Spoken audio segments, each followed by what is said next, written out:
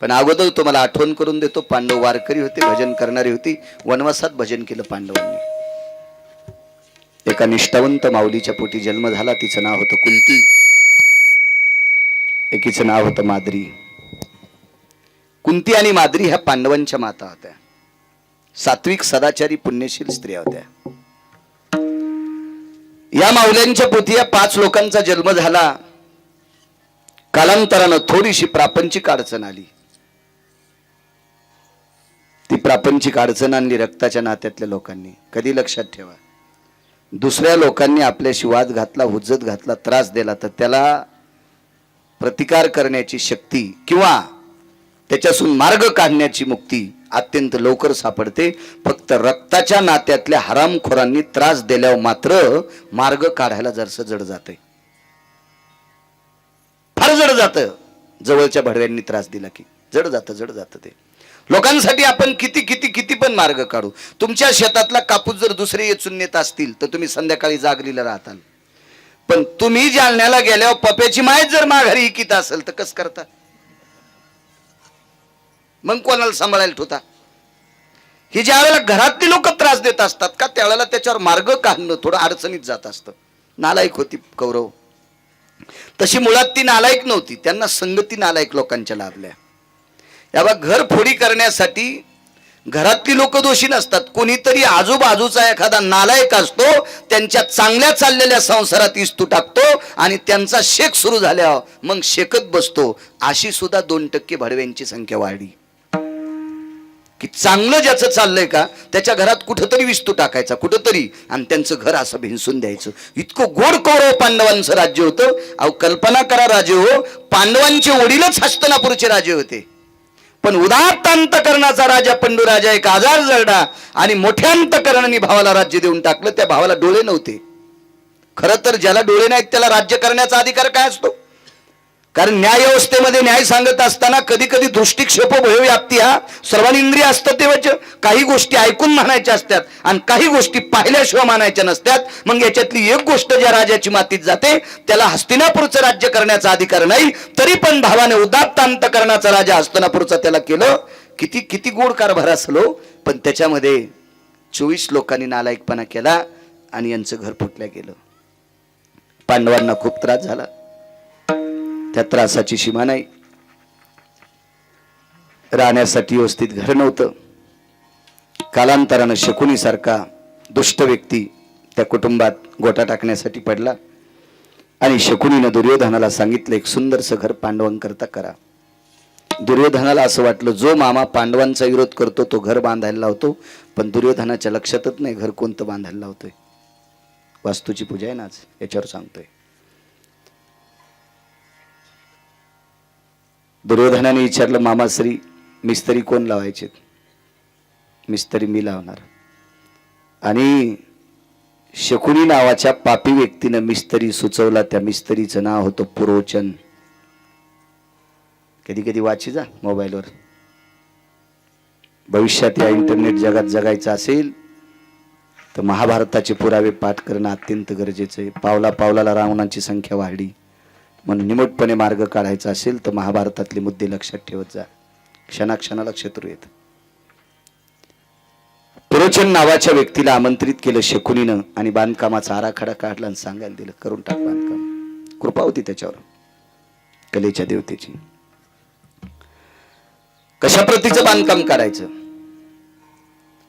दगड किती, माती किती, चुना किती, वाळू किती, काय किती, हे सगळं किती. शकुनीनं सांगितलं काय किती वापरायचं तू ठरव,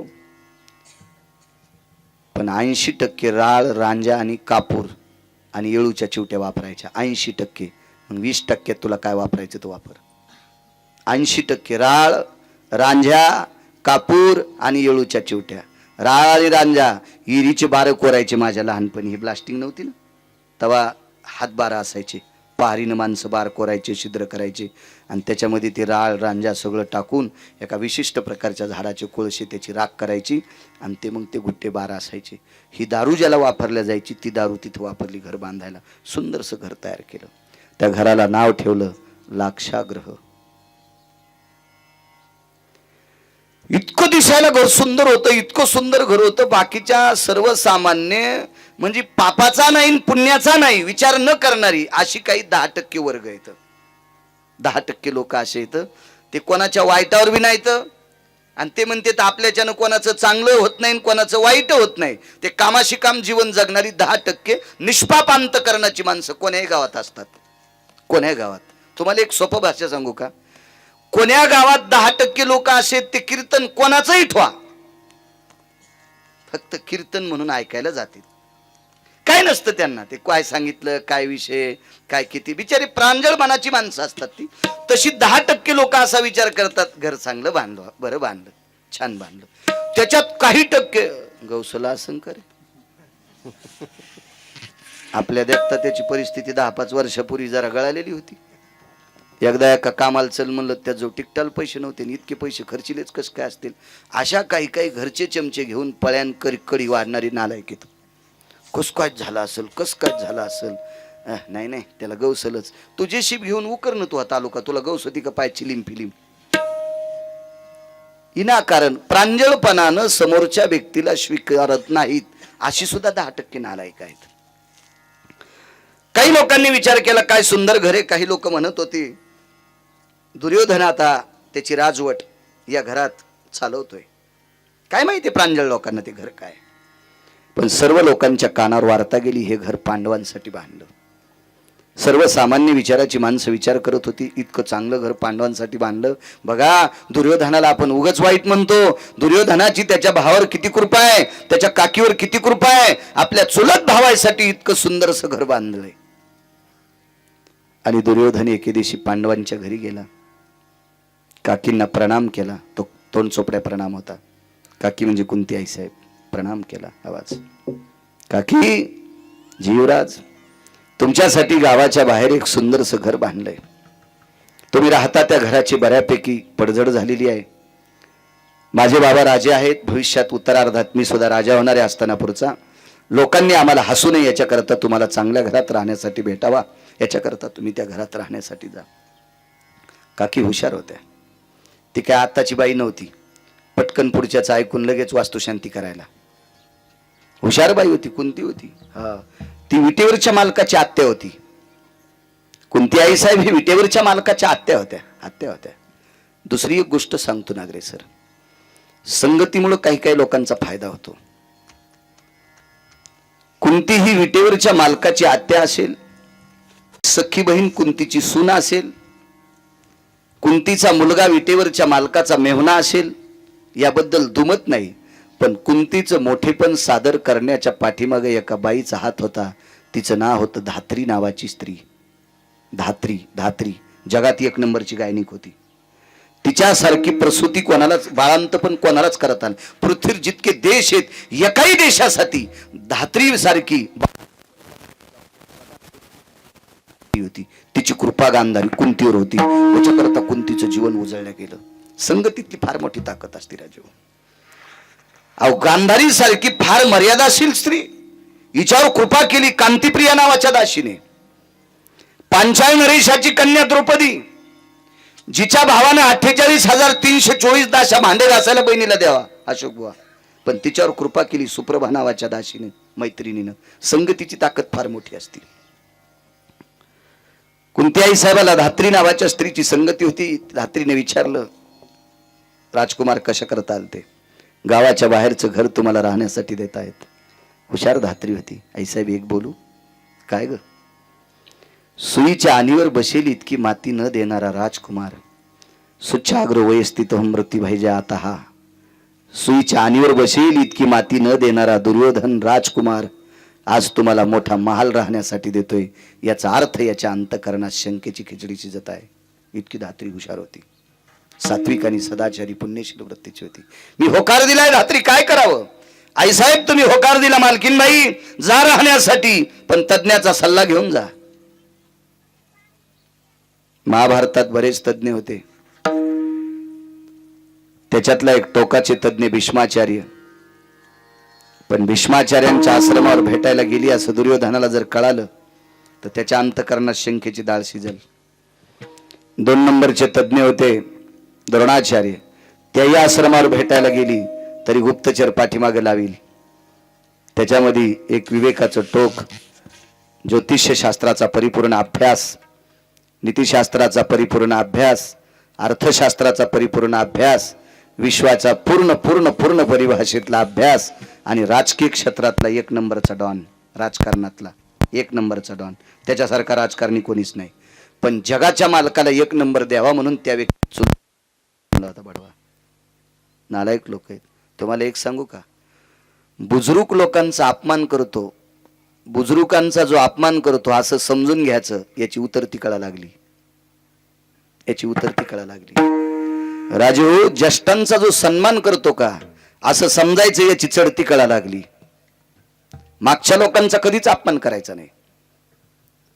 ह्या हल्लीच्या टिकल्या लावणाऱ्या सुनांना वाटते सासू पटकन मारावा, सासरा पटकन मारावा, किल्ल्या माया हातात यावा, भिताळा अंगावर पडून तू या. इतकी दपशीन तर जेसीबीला उपसिता याची नाही. कारण त्यानं कमवलेली प्रॉपर्टी हातात घ्यावं वाटते. त्यांनी किती कष्टानं कमवली, त्या संपत्ती म्हणजे त्यांच्या रक्ताचा थेंब न थेंब त्याच्यात वाढत आहे. कष्टाचा रोमाचा एक एक परिभाग त्याच्यात वाढत आहे. आणि आपण अनिमुटपणे हातात घ्यायचं आणि त्यांना किंमत नाही द्यायची. ते जाताना आशीर्वाद देत नसतात, ते आशीर्वाद देत नसतात जाताना. आणि जे पूर्वज आशीर्वाद देत नसतात ते संपत्ती ठेवतात, पण आशीर्वाद नाही ठेवला की संपत्तीचा ऱ्हास होत असतो. एक एक हात धरत जा बसलेल्या लोकांनी तसा हात धरायचा त्याला. पायपापाशी बसा एक एक माणूस. ए जीजी धर त्याला जरसक, काय होत नाही. विठाला विठाला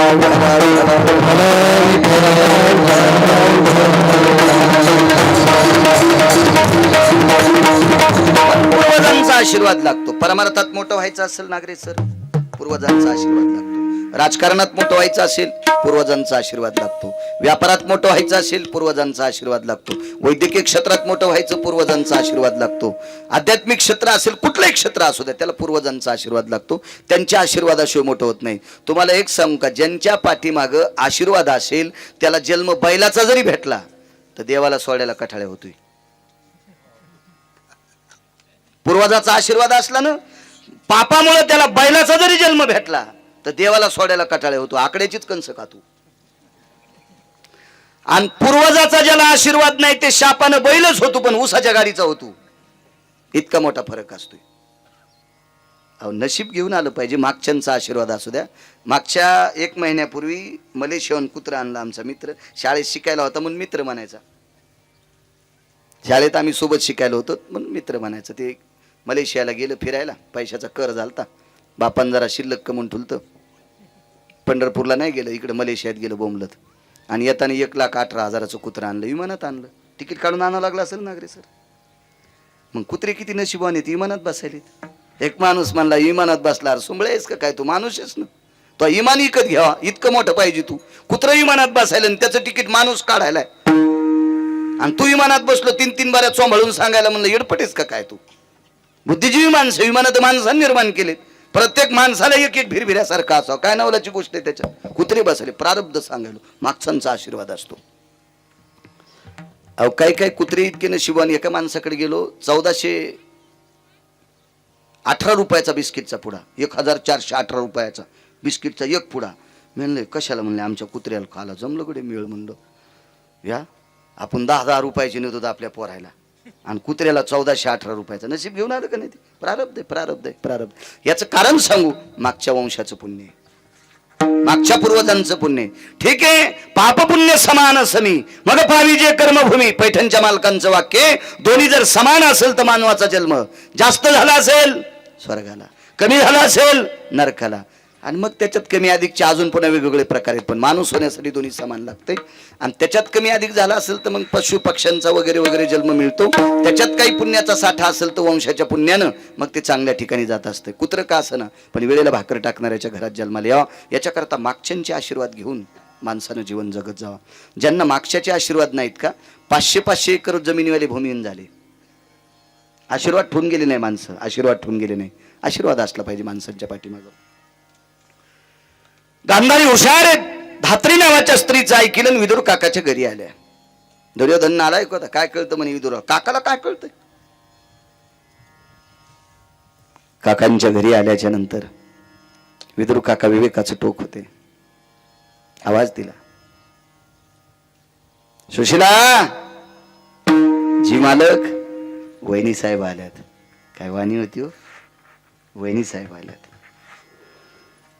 सुशिलाबाईने लागलीच बसायला, बोऱ्या टाकला. या ताईसाहेब या, मोठी जाऊ येते. या ताईसाहेब बसा. मोठी भाऊसाई या नात्याने काकाने प्रणाम केला. प्रणाम वहिनी साहेब, प्रणाम. काय काम आहे काका, एक विचारू? गेल्या 15 दिवसापासून दुर्योधन आमच्याकडे सारखे येतात आणि त्यांनी सांगितलं गावाच्या बाहेर बांधलेल्या घरात तुम्ही राहण्याकरता जा. तुझा विसर न व्हावा. तुकोबाराय देवाला मागतात, देवा मला तुझा विसर झाला नाही पाहिजे एवढं देऊन टाक. दोन्ही म्हणजे तुकोबारायचं वाक्य किती प्रमाण आहे ते सुद्धा, तुकोबाराय किती विवेक दृष्टीने मागतात ते सुद्धा, आणि वास्तूसाठी सुद्धा पोषक, या दोन्ही गोष्टी आपल्या कडव्यावर चलावा. म्हणजे अभंगाच्या बाजूला न जाता आपलं सगळ्या दोन्ही गोष्टीचं काम व्हावा असं कीर्तन करायचं. विठाला विठाला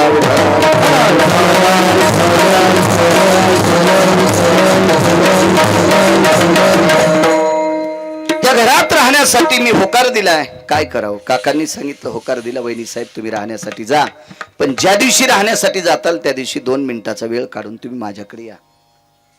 ठीक आहे काका. निघाल्या तिथून. त्याचे गुप्तचर पाहतच होते. इथून काकाच्या घरी गुप्तचर आले. विचारलं काका काय म्हणत होत्या? कोणती? काही नाही. कोण्या दिवशी जाऊ? मुहूर्त कोण दिवशी? गुप्तचराने दुर्योधनाला सांगितलं. मुहूर्ताचा कागद दुर्योधनाने आणून ठेवला. तिथं मुहूर्त सांगणारा एक व्यक्ती होता, त्याचं नाव होतं संजय.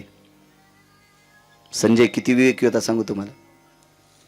घरी बसल्या बसल्या अंध माणसाला टीव्ही दाखवत होता. अंध माणसाला टीव्ही म्हणजे कुरुक्षेत्रावर युद्धात किती मेलेत त्याला घरी बसल्या बसल्या कळत होते, आणि नुसते कळत नसून आंधळ्याला सांगत होता. इतका विवेकी व्यक्ती होता तो. व्यास कृपा दीपकु संजय झाला. व्यासांची कृपा होती संजयावर. एवढा मोठा अधिकारी संजय. आणि त्या संजयाने मुहूर्ताचा कागद हातात दिला. जा कोणी अमक्या अमक्या दिवशी राहण्यासाठी जा. दुर्योधनाने तारका खोडल्या. त्याला माहित होतं संजय हा विवेक दृष्टीनं गोड आहे, आणि चांगल्या मुहूर्तावर राहायला गेल्याच्या नंतर पांडवांना जाळण्यासाठी घर बांधलंय, ते पांडव जळणार नाहीत. यानं तारका खोडल्या आणि चुकीच्या तारखा टाकल्या. त्याच्यात एक तारीख अशी चुकीची म्हणून टाकली, पण कर्मनो गहनो गती, पांडवायचं प्रारब्ध गोड होतं. फलित मुहूर्ताचा काल होता, योग आगातुक मुहूर्ताचा काळ होता, परिभाषेत स्थित होता. अपरन्न कालाचा दोष मी मध्यकृतीत आलता, आणि अशा परमपावन मुहूर्तावर पांडव त्या दिवशी राहायला गेले. चुकून ती तारीख संजयाच्या हातानं काढण्यात आली नव्हती, आणि 30 तारीख या दुर्योधनानं मुहूर्त दुष्ट आहे म्हणून टाकलं, पण ते मुहूर्त पुढच्यासाठी पोषक ठरलं. वरच्याची कृपा असल्यावर काही ताणत नसते, ताण नसते. लेकरू असं काय कुठं टाकावं म्हणून एका बाईनं कॅरी बॅग मध्ये लेकरू टाकलं आणि रेल्वेत फेकून दिलं, पण त्याचं आयुष्य गोड होतं. चांगल्या माणसाला गवसलं ते जिथंच होतं, जिथंच. ते पोरगात नायब तहसीलदार आहे. माईनं फेकून दिलेलं पोरग, कॅरी बॅग मध्ये फेकून दिलेलं पोरग रस्त्यानं वाटसरू चाललेल्या शेतकऱ्याला सापडलं. ते शेती लेकरू लगेच हॉस्पिटलमध्ये नेलं. त्याचे संगोपन गोड झालं, ते मोठं झालं. आज नायब तहसीलदार आहे. मारायसाठी कोण फेकलं होतं? माईनं. वाचिलं कोणी? पंढरपुरातल्या मालकानं. प्रारब्ध बळ असलं की चिंतात नाही. अहो मुहूर्त चुकीचे काढले, पण त्यांच्यासाठी गोड मुहूर्त निघला आणि गेले. त्या दिवशी राहण्यासाठी चाललेत. राहण्यासाठी जात असताना चौकात आपली लेकरं घेऊन आल्यात. एका बाजूला घर होतं काकांचं. धर्माला सांगितलं बाळा आपल्या बाळांना घेऊन इथं थांब, मी काकांना भेटून येते. आतमध्ये गेल्या. काकांना सांगितलं काका राहण्यासाठी चालले. ठीक आहे वहिनी साहेब. आणि देवघरातली एक प्रतिमा काढली. ती प्रतिमा होती द्वारकाधीश कृष्ण परमात्म्याची. तेव्हा तुम्ही तुमच्या कर्तव्याने प्रारब्धाने घर बांधता, पण घरात फोटो कोणते लावावा अजून 2% लोकांच्या आकली नदीला गेल्यात. कुठले फोटो असावं घरात याच्या सुद्धा बऱ्याच लोकांना आकली नाहीत. मी एका चांगल्या घरी फोटो पाहिला मुलाच्या वाढदिवसाचा. तो फोटो दक्षिणेकडे तोंड करून, एकुलता एक मुलगा, वाढदिवसाचा फोटो, गंध अक्षदा लावलेल्या, गळ्यात हार घातलेला आणि दक्षिणेकडे तोंड करून भिंतीवर लावलेल्या. आपल्याकडे जिवंत माणसाचे हार घातलेले फोटो भिंतीवर लावत नसतात. असा संप्रदायाचा नियम आहे, असा पुराणाचा नियम आहे, असा वेदाचा नियम आहे, असा शास्त्राचा नियम आहे. ज्या घरी बसल्याच्या नंतर आम्हाला चहाबाई करत असताना त्या फोटोकडे पाहिलं, म्हणलं देवा काय इतकं सुंदर घर आहे रे, आणि या घरात इतक्या चिमुकल्या बालकाला नेलस. थोड्या वेळाने त्या फोटोकडे पाहत असताना त्या बाईनं सांगितलं, महाराज हा माझा मुलगा अहमदपूरला आता इंग्लिश स्कूलमध्ये आहे. अरे बापरे म्हणलं, आपण तर आगाऊ सोचलो, मी तर मेलं म्हणून सोचलो होतं. मी म्हणलं बाई हा अहमदपूरला इंग्लिश स्कूलमध्ये? हो. एक विनंती करू का म्हणलं बाई, हार घातल्याला फोटो लावू नका. ठीक आहे ठीक आहे ठीक आहे ठीक आहे म्हणजे कुठं टाकू? मी म्हणलं आता कुठंच टाकू नको, फक्त सांग काटतोय, लावू नकोस. लावत नाहीत, शास्त्र आहे त्याच्या पाठीमागं. पूर्वजांचे फोटो लावायचे असतील, आजोबा पंजोबाचे, त्याची दक्षिणेकडे दिशा असली पाहिजे. विज्ञानवादी मानत असतील, न मानत असतील, मानील तो देईल काही, न मानील तो नेईल काही. कारण मी सांगतो कोण्या भंगाऱ्याचं ऐकून सांगत नाही, वाचून सांगतोय. आणि ज्यांनी लिहिलंय ते काय गोट्या खेळणारे महाराज नव्हते, पुड्या खाणार नव्हते, गुटके खाणार नव्हते, लोकांचे इचकिनार नव्हते. ते विटेवरच्या मालकाला नितांत प्रेम करणारे अधिकारी लोकांनी पुराण लिहिले ना, ते का आपलं थोडंच आहे. विठाला विठाला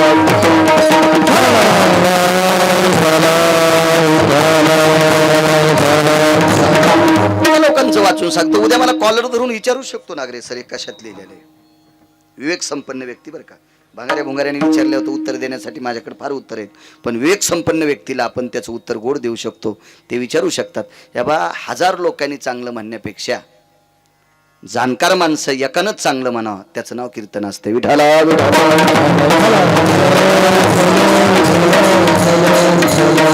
लोक तर लुगडं नेसून नाचणाऱ्यालाही चांगलं म्हणतात, त्याचा काय विषय नाही. लोक तर चांडाळ चौकडीतल्या गप्पा सांगणाऱ्याला सुद्धा चांगलं म्हणत असतात, त्याच्यातला काय विषय नाही. म्हणे ही प्रतिमा घेऊन जा, घरात वाघाचं चित्र नसावा.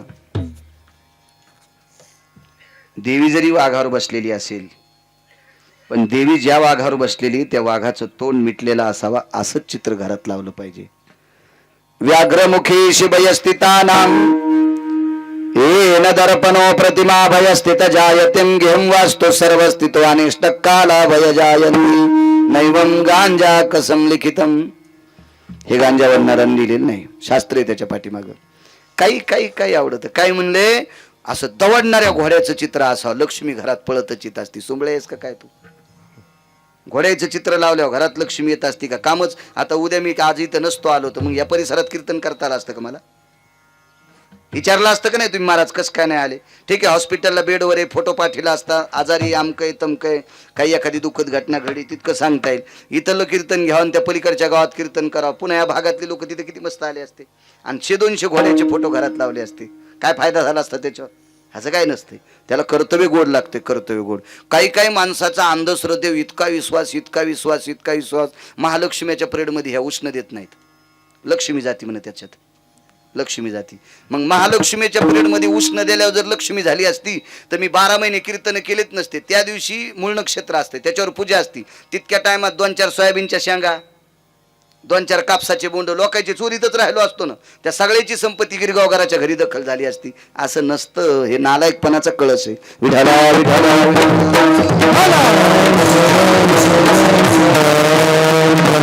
काही गोष्टी होत नसतात. वागावं लागतं, वागावं लागतं. तुम्हाला सांगू का, वास्तुशांती केल्यावर सुद्धा एक नियम असते गोविंदराव. एक जण म्हणला महाराज 4दा वास्तू केली तरी सुख नाही. म्हणलं तू या वास्तूत मला पूर मग तू सुख भेटन तुला. 10-5 महाराज पूर खाटा खांदून म्हणजे सुख भेटन. त्या वास्तूत सुख भेटण्यासाठी तुम्हाला चांगलं वागावं लागेल, तर त्या वास्तूत सुख मिळत असतं. विठाला विठाला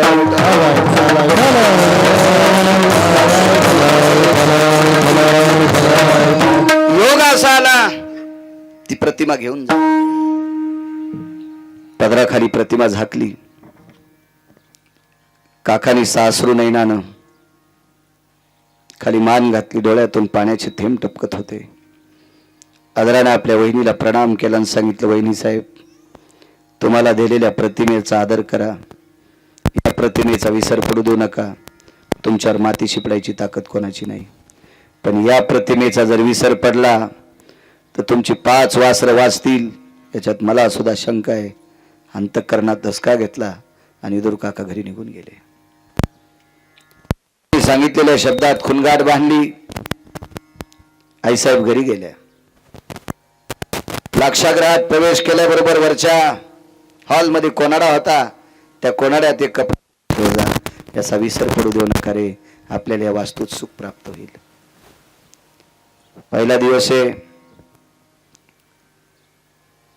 नित्यनेम आटपला, संध्याकाळची वेळ आहे, अंथरुण टाकले, पांडव झोपल्या गेले. भिंतीला टेकन देऊन त्या मूर्तीकडे बघत कुंती आई साहेब सारखं त्याचं चिंतन करत होत्या. रात्रीच्या 1 वाजता पुरोचन नावाचा व्यक्ती आला. हातात पेटलेली मशाल होती, त्या घराला लावायची होती, पण कुंती आई साहेब जाग्या असल्यामुळे तो निघून गेला. घरात म्हणजे 80% ज्वलनशील पदार्थ होते. 80% लाख त्याच्यात वापरला होता. लाख कशाला होता माहिती? तुम्ही मतदान पेट्या सील करायला ते लाख वापरीत होते ना, गरम करायचा आणि ते लाख. बायकांना माहीत असेल लाख. मोठाले मनी केले होते दबुनी म्हणून सोनार मधात भरितो. मी काय बाई नाही, पण मला असं वाचायचं नाद आहे त्याच्यामुळे माहिती आहे. विडाला विडाला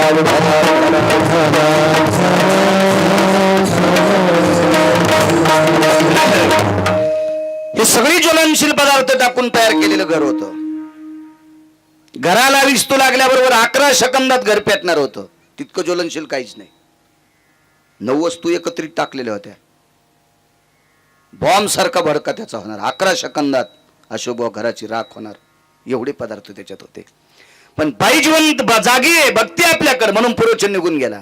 बघता बघता 2-3 दिवस निघून गेले. रात्र जागून काढायची. रात्रभर त्याच्याकडे बघायचं. पहाटे ब्राह्मी मुहूर्त झाले की लोक उठायचे. आजूबाजूचे लोक सडा टाकायला उठले की न उठणं, आपल्या कामासाठी मग्न होणं. पण बाईच्या लक्षात आलं, आता मात्र एक ना एक दिवस या महालाला पुरोचन नावाचा व्यक्ती पेटवणार, आपण जळणार, आपली लेकरं जळणार. काकाने तर सांगितलं याचा विसर पडू देऊ नका, आपलं काम साधेल. पुरोचन नावाच्या व्यक्तीला दुर्योधनाने आमंत्रित केलं आणि सांगितलं, पुरोचन लक्षात घे, 4 दिवस होऊन गेले, अजून आमची काकी आणि पांडव जळाले नाही. आज जर संध्याकाळच्याला नाही जळाले तर बेटा उद्या सकाळच्याला तुला फुकीन. दुर्योधनानं सांगितलं, मालक मी माझा प्रयत्न करतोय, पण बाई झोपत नाही, मी त्याला करू काय? पण दुर्योधनालाही माहित नव्हतं आणि पुरोचनाला माहित नव्हतं झोपत नाही त्या अर्थी करती काय. नित्य सारखं त्याचं चिंतन करत होती. तुझा विसर न व्हावा असं सारखं त्याचं चिंतन करत होती.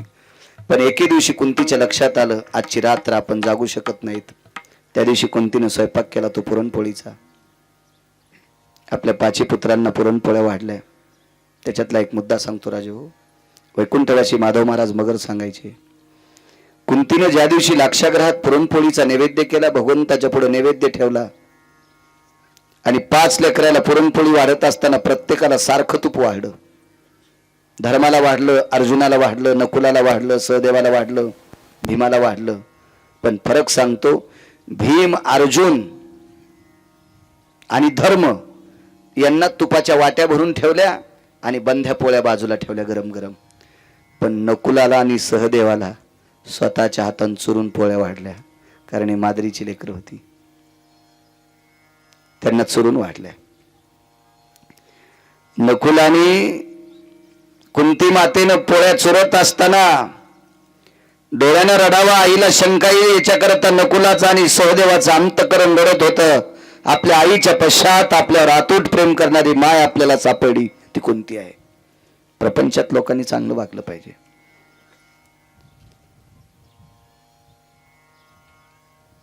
तुम्हाला सांगतो, ज्याच्या मागं पुढं कोणी नाही, त्या लोकांनी चुकीचं वागलं तरी त्याचा परिणाम जगावर होत नसतो किंवा कोणावर होत नसतो, तो एकटा असतो. पण संसारातला एक माणूस जर चुकीचा वागला तर सोयऱ्या धायऱ्यापर्यंत त्याचा शेक जात असतो. म्हणून प्रापंचिक जीवनातल्या माणसानं चुकीचं वागता कामा नये. तो कोणाचा तरी भाचा असतो, कोणाचा तरी मेहना असतोय, कोणाचा तरी काका असतोय, कोणाचा तरी भाचे जावाई असतो, कोणाचा मामे जावा, काय काय नाना प्रकारचे त्याचं नातं असते. तिथपर्यंत त्याच्या झळा पोहोचत असतात.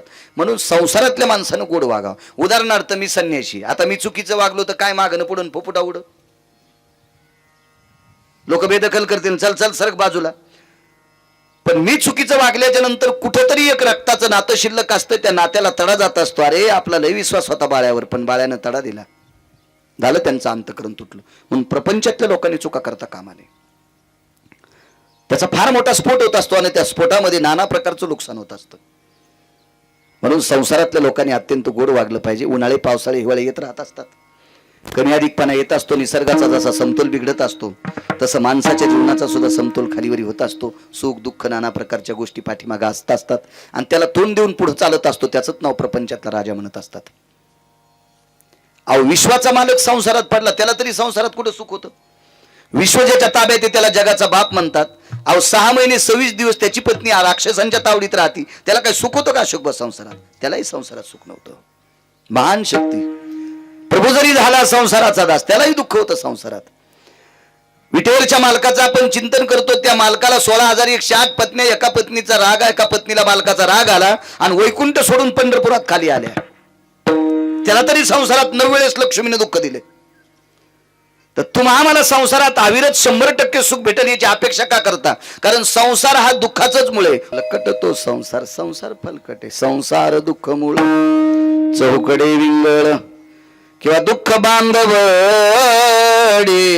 आहे हा संसार. आणि याच्यात सुखाची कल्पना करायची नाही, चालत राहते.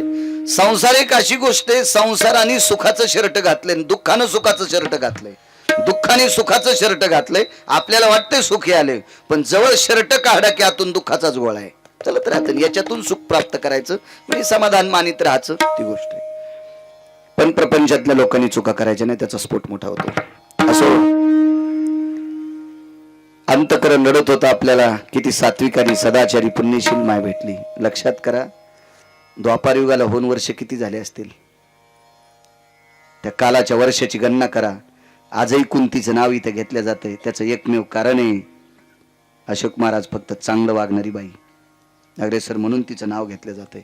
कधी कधी कधी कधी बघा, नाव चांगलं घेतलं जातं चांगल्या माणसांचं. हीच त्यांच्या पाठीमागची श्रीमंती आहे. पैशाची बनलं तर आपले पोरं आपल्या सरनाव टाकणारच नाहीत. आज याच्या मागं कोणी टाकले नाही, तिथून पुढचे कसे टाकतील? फक्त माणसाची जी उरत असते ती माणसाच्या चांगल्या वागण्याची कीर्ती, आणि ती गोड असली पाहिजे. जेवण आटपली, आग्रह करून जेव घातलं. जेवण झाल्याच्या नंतर धर्माने सहज विचारला, आई आज सण नाही, वार नाही, आज कशा करता पुरणपोळी केली? उत्तर काय द्यावं म्हणून चुकीचं उत्तर दिलं. धर्मा, आपल्या कोणाड्यात ठेवलेल्या विटेवरच्या मालकाची भगवान द्वारकाधीश कृष्ण परमात्म्याला आज पुरणपोळीचा नैवेद्य केला. याच्याकरता तुम्हाला पुरणपोळी.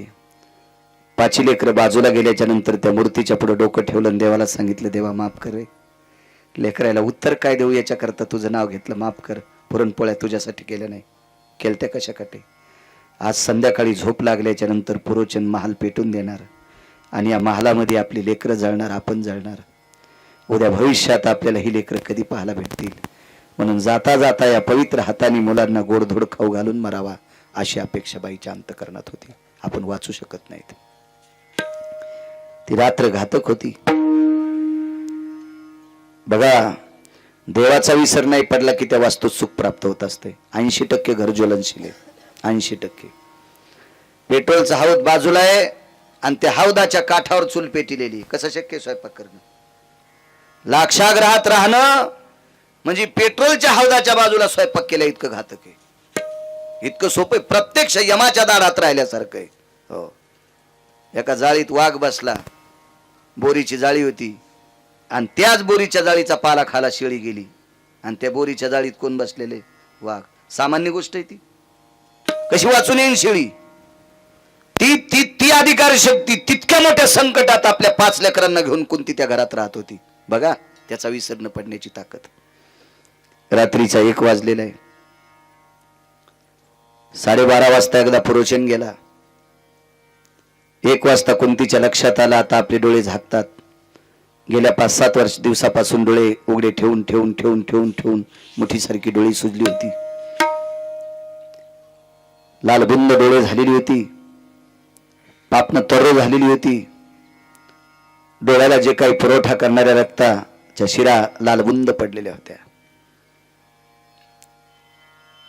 रात्रीच्या 1 वाजता आपल्या लेकरांची चेहरे उघडी केली आणि त्या कोणाड्यात देवळीत ठेवलेल्या प्रतिमेच्या जवळ गेली. देवाला सांगितलं, देवा मला नेलंच तरी हरकत नाही रे, पण या 5 लेकराला वाचव रे. हे भजन करणारी पोर आहेत तुझी, वाचव रे यांना, वाचव.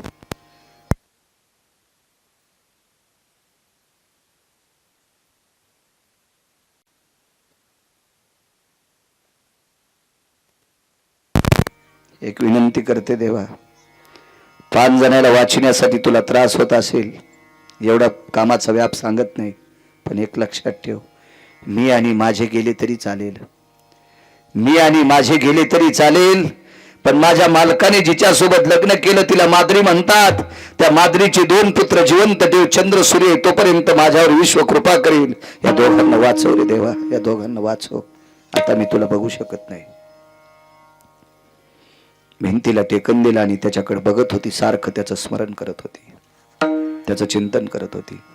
बघता बघता डोळे झाकले, आवेशाने एकदा डोळे उघडे आणि अंतकरणातून एक ध्वनी निघला, देवा सांभाळ रे लेकराला, सांभाळ सांभाळ. हे वनात सापडलेली सावज हेत्रे देवा, करी यांच्यावर कृपा. आणि कुंतीने डोळे झाकले.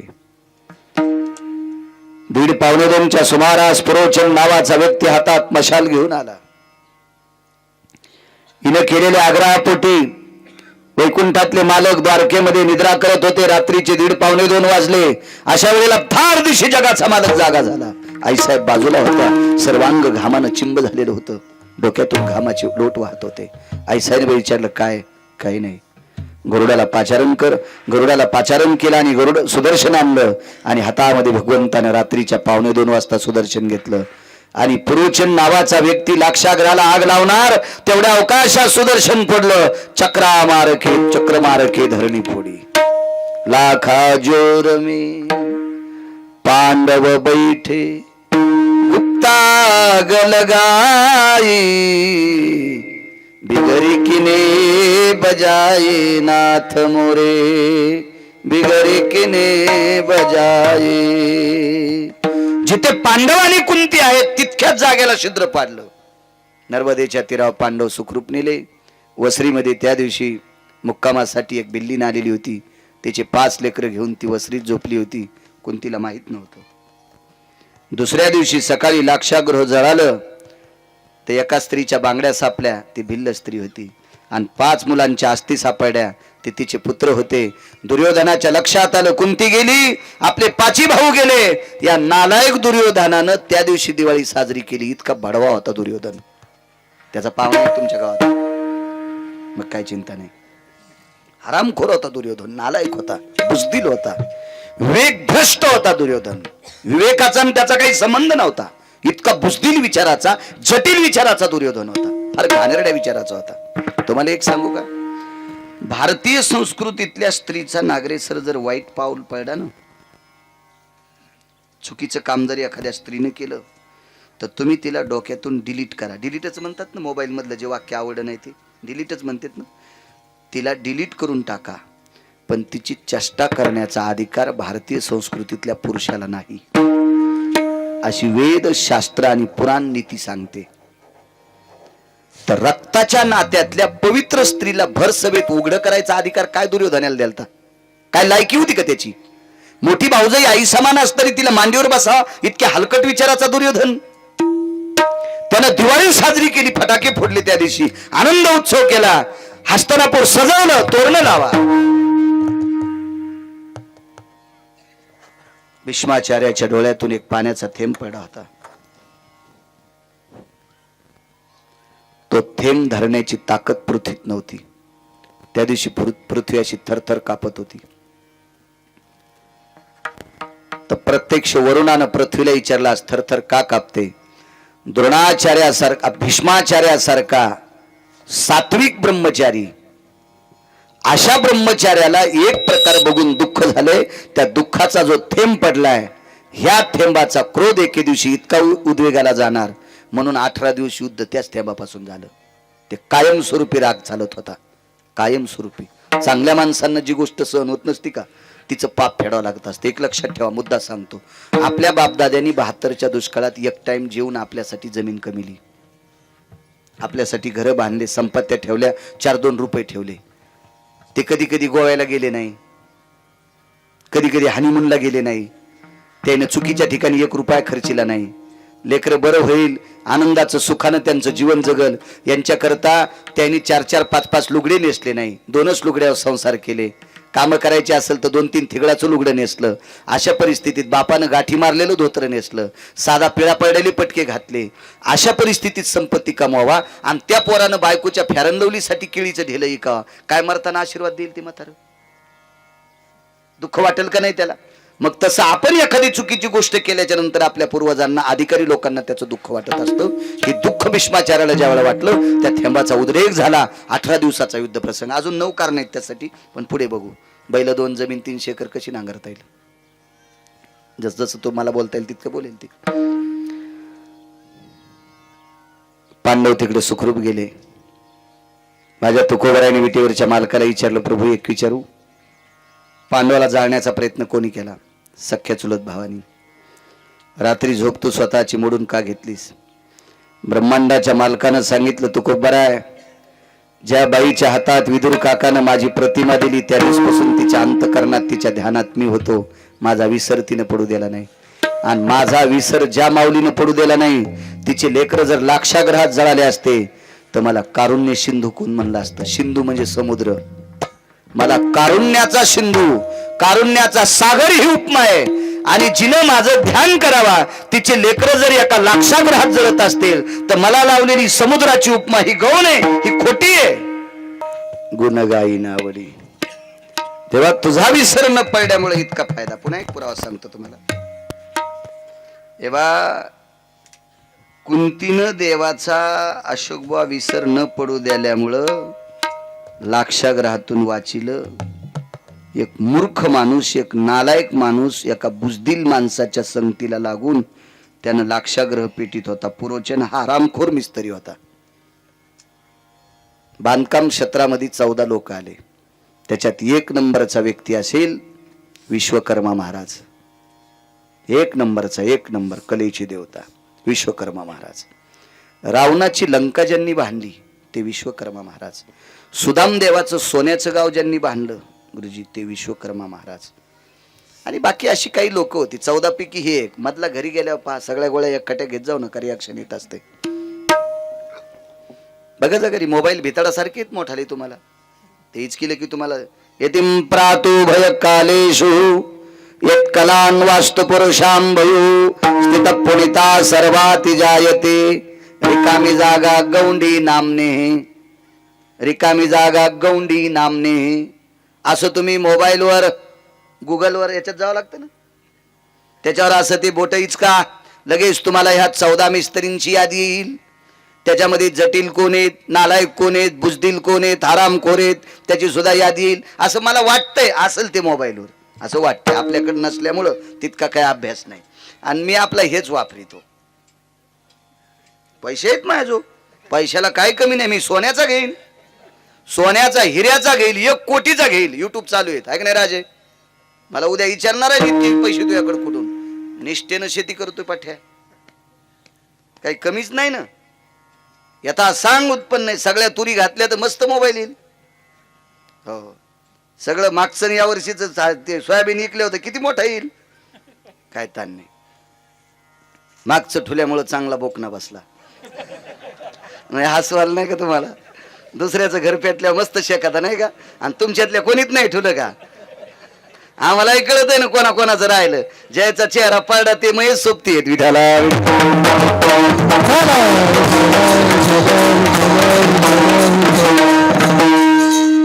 जास्त नव्हतं माझं, थोडंसं होतं, काय ताण नाही. मोबाईल घेईन मोठा, त्याबद्दल दुमत नाही. पण चाललंय याच्यावर काय, याच्यावर बी तारखा आल्या आता, त्याच्यामुळे आपल्याला काय अडचणत नाही. आता त्या भितडावानी त्याच्यावर तारखा येतात असं काही विषय नाही. याच्यावर बी येतात.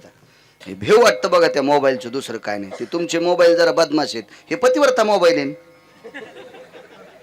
तुमच्या मोबाईलचा काही भरोसा नाही. तुमच्या मोबाईल मध्ये जे येऊन ते येतंय, तुम्हाला जे पाहायचं नाही ते येतं की नाही नागरे सर? येतंय. त्याच्यावर तुम्ही पाहत नसताल ते भाग सोडून, पण येतंय.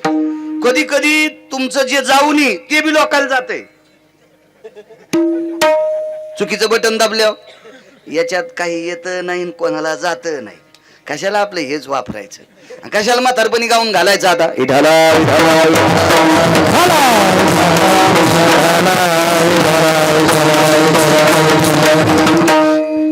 पहा घराची ताकद, नामसाधनेची ताकद किती मोठी आहे. नालायक व्यक्ती घर पेटवत होता अशोक बुवा, त्याच्यातून वाचीला असेल नवल नाही. एका व्यक्तीचं घर एका भजन करणाऱ्याने पेटिलं. त्याच्यासारखा भजन करणारा जगात कोणी नाही. बरं, जगात कोणी नाही. तो भजन करणारा किती श्रेष्ठ आहे. अरे, तो भजन करणारा किती श्रेष्ठ आहे हे आळंदीतल्या मालकाकडून ऐकायचं. तो भजन करणारा किती श्रेष्ठ आहे ते देहूतल्या मालकांकडून ऐकायचं. तो भजन करणारा किती श्रेष्ठ आहे माझ्या पैठणच्या मालकाकडून ऐकायचं. उद्याची वारी आहे पैठणच्या मालकांची. जा वारीला, जा राजू, अशा संतांच्या वाऱ्या कर जा, आपल्या बाकीच्या वाऱ्या मिटत येतात. हो, ह्या संतांच्या वाऱ्या नाही केल्या की ते लय वाऱ्या मागला इथं. हो, पोरग झाल्यापासून दवाखान्याच्या वाऱ्या. हो, काही काहीच्या पोटात येतापासून दवाखान्याच्या वाऱ्या आहे का नाही. ह्या वाऱ्या मिटावा, भांगाऱ्या वाऱ्या मिटावा, याच्याकरता संतांच्या वाऱ्या करायला पाहिजे. झालं पाहिजे वारीला. हाय जवळ आहे, काय होतं आपल्यासाठी 4 पर्वणीपैकी 1 पर्वणी आहे पैठण. केलं पाहिजे. उद्या टप्प्यात एक जास्त लांब नाही, काय नाही, जवळ जाऊ शकता. घरातल्या एका माणसानं जायचं, सगळ्याला त्याचं पुण्य भेटत असते. वारीला गेलं पाहिजे. अनन्यसाधारण महत्व आहे वारीचं, फार मोठी ताकद आहे. राजे हो, उद्या दुपारी 12 वाजता पंढरपुरातला मालक कावडीनं घागर टाकायला पंढरपूरला येतोय. उद्या पंढरपुरातले मालक पैठणला एक कावड टाकण्यासाठी येते. एक कावड. राजे हो, त्या मालकाचं वारं ज्या संताला लागलं असेल त्याच्या पायाखालची धूळ जरी आपल्या अंगावर आली तर आपल्या जीवनाचं सोनं होत असतंय. कधी कधी चांगल्या ठिकाणी गेलं पाहिजे. हो, अशा देवाईकडे जा की जिथे ज्या ठिकाणी देवाचं वास्तव्य असतंय, अधिष्ठान आहे संतांचं, त्या ठिकाणी गेलं पाहिजे. योग असा आला, एका निष्ठावंत वारकऱ्यानं घर पेटिलं. तो वारकरी किती मोठा होता. योनी जन्मला मरकट, वैष्णवा माझी अति श्रेष्ठ, हनुमंत म्हणावया कनिष्ठ, ऐसा पापिष्ट कोण आहे. तो वैष्णवा माझी अति श्रेष्ठ. पैठणच्या मालकांचं वाक्य. सर्व वारकऱ्या श्रेष्ठ मारुतीराय. ध्वजस्तंभावरी वानरू, मूर्तिमंत शंकरू. प्रत्यक्ष शंकर मारुतीराय. शरण शरण जे हनुमंता, तुम्हालो रामदूता. देहूतले मालक ज्या मारुतीरायला शरण जातात ते मारुतीराय किती अधिकारी. ते वैष्णवात अतिश्रेष्ठ, ते प्रत्यक्ष शंकर आहेत. 1 नंबरचे वारकरी आहेत. धर्मानाम पवित्रयो धर्म संन्यासो पवित्रा. पवित्र रक्तांबर अंगाला वेढून घेतलेला संन्यासी. आणि त्या संन्याशाने एक जणाचं घर पेटिलं. एक जणाचं घर पेटिलं. नाही जळालं, ताकद कशाची, तुझा विसर न व्हावा. मारुतीरायनं एका घराला शेपटी अशोकवा लावल्याच्या नंतर 5-50 घरं जळत होते. 5-50 घरं भोवतालची जळत होते. पण या व्यक्तीच्या घरावर 4-5 बाऱ्या शेपटी टेकली, त्याचा कलरही जळाला नाही. गोविंदराव, कलर नाही जळाला, कलर नाही जळाला. धर्माची पताका नाही जळाली. दारातलं तुळशीवरून लावून जाशाल तसं राहिलं. ताकद कशाची होती. माझे देहूतले मालक सांगतात ते घर मारुतीराय जाळत होते पण घर जळालं नाही. का म्हणे अग्नी झाला से शीतळ, प्रतापे सबळ नामाची. गिरगावकरांचं वाक्य काय, देहूतल्या मालकांचं वाक्य. तुका म्हणे अग्नी विस्तू झाला से शीतल, पण प्रताप कशाचा होता. प्रतापे सबळ नामाची. अख्खी लंका जळाली, अख्खी लंका. एक शपथ पुरावा आहे हा, मी तुम्हाला संतांचा सांगितला. एक शपथ पुरावा. आग लगी लंका में हलचल मचाई, विभीषण की कुटिया कैसे बचाई रे, कैसे बचाई. वाह, तुम्ही वाजिल्यामुळे म्हणता आलं. मला कुठं गाता येते. गाणारी ही लोक रत नाहीत, आपल्याला थोडंच येते. अख्खी लंका जळाली पण विभीषणाचं घर जळालं नाही. का, त्या घरामध्ये विभीषण विटेवरच्या मालकाचं चिंतन करीत होता. चिंतन करीत होता, चिंतन करीत होता. तुकोबराय सांगतात, देवा एका निष्ठावंत वारकऱ्याच्या पाया मी पडतोय. शरण शरणजी, त्या मारुतीरायाच्या पाया मी पडतोय. ते नुसते संन्यासी नसून भक्तीच्या वाटा माहित येतात. निष्ठावंत वारकरी येत. मग अशा निष्ठावंत, पुरोचन नालायक होता. त्यानं पांडवाला पेटून दिल्याच्या नंतर पांडव वाचिलेच नवल नाही. अरे निष्ठावंत वारकऱ्याने एक जणाचं घर जाळायचा प्रयत्न केला, तरी पण त्या घरातली माणसं तू जळू दिली नाही. याचं कारण काय? तर भगवंताचे डोळे सासरू नयन, म्हणजे डोळे पाण्यानं पाणवले. आणि विटेवरच्या मालकानं सांगितलं, तू कोबर आहे.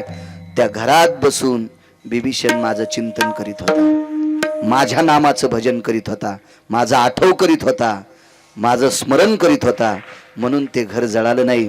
तुकोबर आहे म्हणतात देवा. मग तुझा आठव केल्याच्या नंतर, तुझं स्मरण केल्याच्या नंतर, तुझं विस्मरण न होऊ देण्याचं काम त्यानं अंतकरणात ठेवलं. म्हणून बिभीषणाचं घर जळता जळता वाचितोस, मला तरी दुसरं देतोस कशाला, म्हणून पुन्हा पहिलं तुझा विसर न व्हा. अशोक भाऊ, आपला टाइम संपला, तरी पण 10 मिनिटं घेतो. अजून एक घराचं चरित्र सांगतो, मग पूर्ण येणार. अशी 44 चरित्र आहेत घराचे, तुमच्या आशीर्वादाने मी वाचिले. नाही तर माई काय ताकद आहे. आणि ते पण मला कंबर बांधल्यावर सांगता येते. तुम्ही घरात गेल्या विचारताल तर माझ्यात आणि येड्या बाळ्यात काहीच फरक नाही. ते फक्त इथं कंबर बांधली की केलं की कड कापायच्याच कामी. विठाला विठाला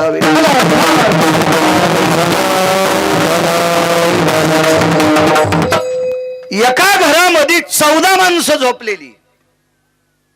गोविंदराव, 14 माणसं झोपलेली एका घरात. किती विद्वान माणसं, किती सात्विक, किती सदाचारी, किती पुण्यशील, किती तात्विक.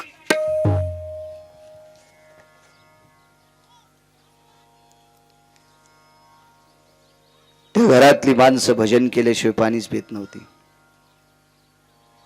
ते घर होतं दामू शेट्टींचं. त्या घरात 14 माणसं. नामदेवाचे घरी 14 जणे स्मरती हरी. 14 लोक नामदेवरायच्या घरी भजन करायचे. घरातली 13, ही 14 माणसं सगळी 14. राजाई, गोनाई, लाडाई, साखराई, यसाई, नारा, गोंदा, विठा, मादा, हे घरातल्या लोकांची नावं. दामू शेट्टी, नामदेवराय. राजाई नामदेवरायांची पत्नी, गोनाबाई नामदेवरायांची आई. काय कर्तृत्वान स्त्री आहे. झोपडं होतं लहानसं, ते काय बंगला वगैरे काय नव्हता गोविंदराव तुमच्या बंगल्यासारखा. झोपडं होतं, झोपडं. पण ते झोपडं सुद्धा एका भडव्यानं पेटून दिलं. हरामखोरानं पेटून दिलं एका. तर काय त्यांचा काही क्षेत्र नागरे सर असं नव्हतं या बाकीच्या लोकांसारखं. त्यांच्यामुळं कोणाचं नुकसान नव्हतं, काय नव्हतं. पण माणसाला उगच उगच द्वेष असतो. आवडतच नसते काही माणसं, आवडत नसते. काही माणसाचं कसं असतं माहितीये का? अशोक महाराज तुमचा विरोध नसेल, पण जो माणूस पुढच्या माणसाला आवडत नाही, तुम्ही त्याच्या घरी जास्त गेले की लोक तुमचा विरोध करतात. तुमचं आणि त्याचं काही भांडण नाही, पण त्याला जो आवडत नाही तुम्ही त्याच्या इथं चहा प्याला की त्याच्या पोटात डबा उठवतो. अशोक महाराज इथं चहा प्याला काऊन गेले असतील? अरे बोललं त्यानं, त्या पोटात काऊन डबा उठायला, असा एक विरोध होत असतो. काही संबंध नसतो बरं का. उगच उगच उगच उगच असं असतं. नामदेवरायांचा विरोध करणं काही गरज होती का? काही घेणं आहे का? काही संबंध आहे का त्या गोष्टीशी? गरीब कुटुंब, साधं कुटुंब. बरं, किती बोधावर आरूढ असलेलं कुटुंब होतं. नामदेवरायाच्या वडिलाचा धंदा होता कपड्याचा, दामू शेट्टीचा. आणि एके दिवशी सांगितलं, नामा अरे पैशाशिवाय संसार चालत नाही. एक ते शपथ पुरावा द्या सोडून, पण ओरिजिनल सांगतो. द्रव्याविन नर, द्रव्याविन नर जरी झाला सुंदर, तो त्याविन चतुर शोभान पवे. नैवम बाळू महाराज लिखितम. द्रव्याविन नर जरी झाला सुंदर. सिनेमात नाचायच्या लायकीचा आहे, तमाशात नाचायच्या लायकीचा आहे. जरी झाला सुंदर, माणसं पाहून म्हणत होते काय त्याचं रूप सुंदर आहे. द्रव्याविन नर जरी झाला सुंदर, परी तो त्याविन चतुर शोभा न पवे. तुला पाहिल्यावर पप्याची माय कशी जगल रे. तुला किराणा आणावं लागन रे सुंबळ्या. तुया सुंदरपणाला ती मीठ लावून चाटीन का. तो त्याविन चतुर शोभा न पवे. पैसे नामा संसार चालवण्यासाठी पैसे लागतात. मी लय गाणी ऐकले हो या ट्रॅक्टर मधल्याचे. ते मोठाले आवाज करतात ना ते उसाचे ट्रॅक्टर वाले. ना बाप ना भैया सबसे बडा रुपया. मिस्त्रीला जर तुम्ही म्हणले गोविंदराव आता बांधकामाचे पैसे पुढच्या वर्षी देईन, तर मिस्त्री कामाला येणार नाही. लोखंडाचे पैसे नगदी मोजावे लागले असतील, फार काय झालं तर याच्या पतीमुळे महिना कसा थांबला असेल. सिमेंटाचे पैसे द्यावे लागले असतील, इटीचे पैसे द्यावे लागले असतील, मजुराचे पैसे द्यावे लागले असतील. घर काही विश्वकर्म्यानं आपण मग त्या तुम्हाला टाकलं नाही, त्याच्यासाठी पैसे लागतील.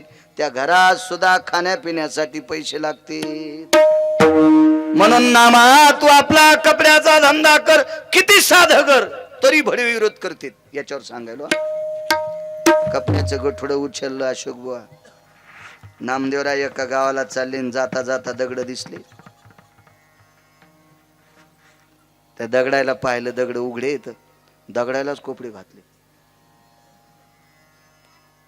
आंगड टोपर कुंच्या दगडायलाच घातले. एका दगडाला पांघरून टाकले. घरी आले, बाबांनी विचारलं कपडे सगळे विकले. हो. उधार म्हणल्यावर लोक हत्ती घेतात.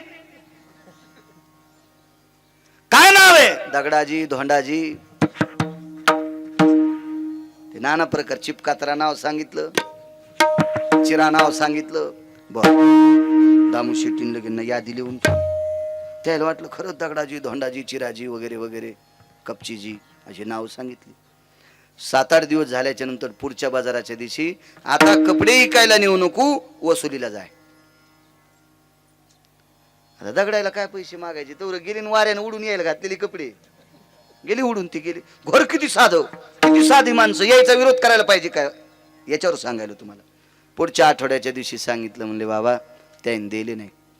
दुसऱ्या आठवड्याला सांगितलं, नामा धरून आण ती माणसं, आण धरून ती माणसं आण.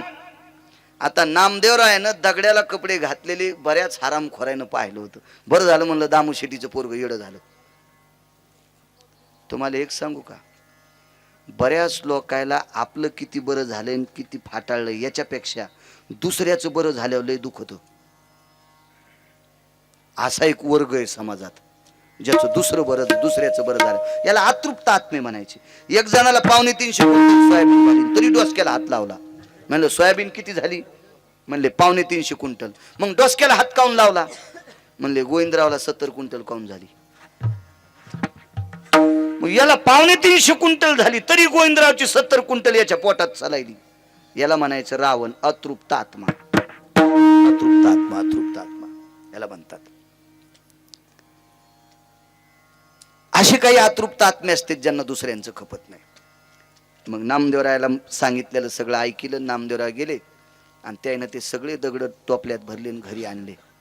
लोक म्हणले आता तर लयच भयकल रे, ज्या दगडायला कपडे घातले ते कपडे उडून गेले आणि दगडच घरी आणले.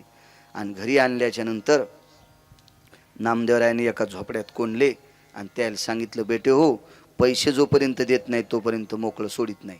आणि घेतली आगळ लावून. रात्यात दगडायचं सोनं, ज्या दगडायला कपडे घातले का रात्यात त्या दगडाचे सोन्याचे दगड कुड फाकून पाहू लागले. अय आगाऊत झालं म्हणले. हजारो वर्ष कपड्याचा धंदा केल्यावर जितके पैसे भेटत नाहीत तितके एका एका दगडाचं सोनं झालं 4-4 किलोचं. काय करा. लोक म्हणले एक काम करा ना, उजडायच्या आधी दगडच घेऊन येऊ ना. यायनं कुड फळड्या दगड घरी आणल्या, पुन्हा दगड तयार झाले. आता तर आकली असावं ना की ज्यानं दगडाला हात लावल्यावर सोनं होते त्याचा विरोध कशाला करावा.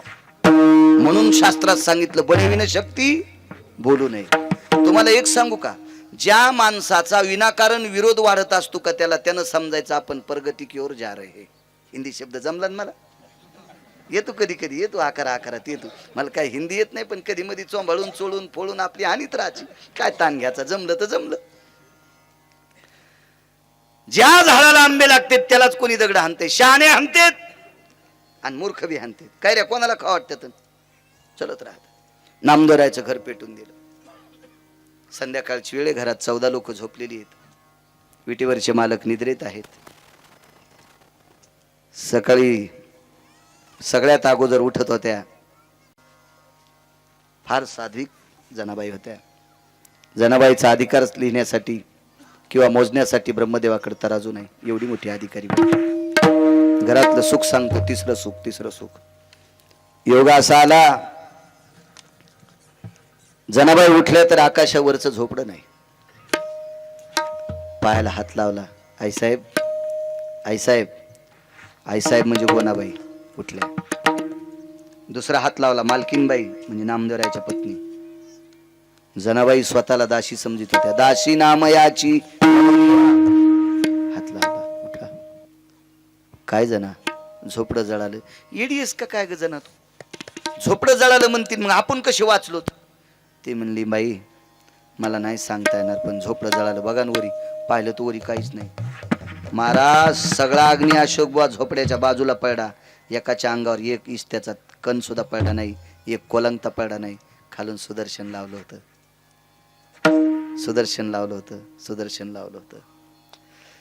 आता हे चरित्र तुकोबरायला काम आहे. जगद्गुरु तुका अवतार नामयाचा, हेच नामदेवराय पुढे तुकोबराय झाले. आणि तुकोबराय देवाला विचारतात, देवा नामदेवरायाच्या घरामध्ये 14 माणसं झोपलेली असताना झोपडं पेटलं, झोपडं जळाल्या वीस तू कुठे पडत असतो. मधातच पडणार ना. पण या झोपड्याचा इस्तू बाहेर पडला, माणसाच्या अंगावर नाही पडला. तुकोबराय देवाला विचारतात. तर विटेवरच्या मालकाने तुकोबरायच्या गळ्याला मिठी मारली. तुकोबराय मागच्या अवतारातले तुम्हीच नामदेवराय होतात.